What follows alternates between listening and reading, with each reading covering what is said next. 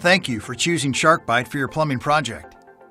Today we're installing a compression supply stop valve from SharkBite on a 1/2-inch copper stub out. To get started, you'll need to look at your application and determine if your stub out comes out of the wall or floor. If your stub out comes out of the wall, you'll need an angle stop valve. And if your stub out comes out of the floor, you'll need a straight stop valve. Like any plumbing project, your first step should be shutting off the water supply to the area you're working on. The safest way to do this is the main water shutoff to the structure. Then, continue to relieve pressure and drain the supply lines by opening a nearby faucet. Some applications require only one stop valve, while others require 2 stop valves. Be sure to get the appropriate quantity for your project before beginning.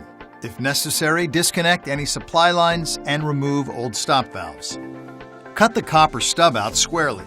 Clean and deburr using emery cloth and a deburr tool. Next, slide the nut and compression sleeve onto the pipe, followed by the valve until it bottoms out. Align the valve with the fixture. While holding the valve pressed tightly against the pipe, hand tighten the nut until snug. Then, using a wrench, tighten 3/4 turn. Be sure not to over-tighten.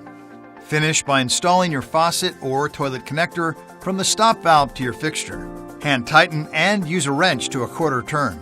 Be careful not to over-tighten. Turn the stop valve to the open position, followed by the main water supply. Check to ensure there are no leaks or loose connections.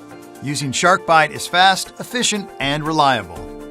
SharkBite offers supply connections for faucets, toilets, refrigerators, dishwashers, ice makers, and humidifiers.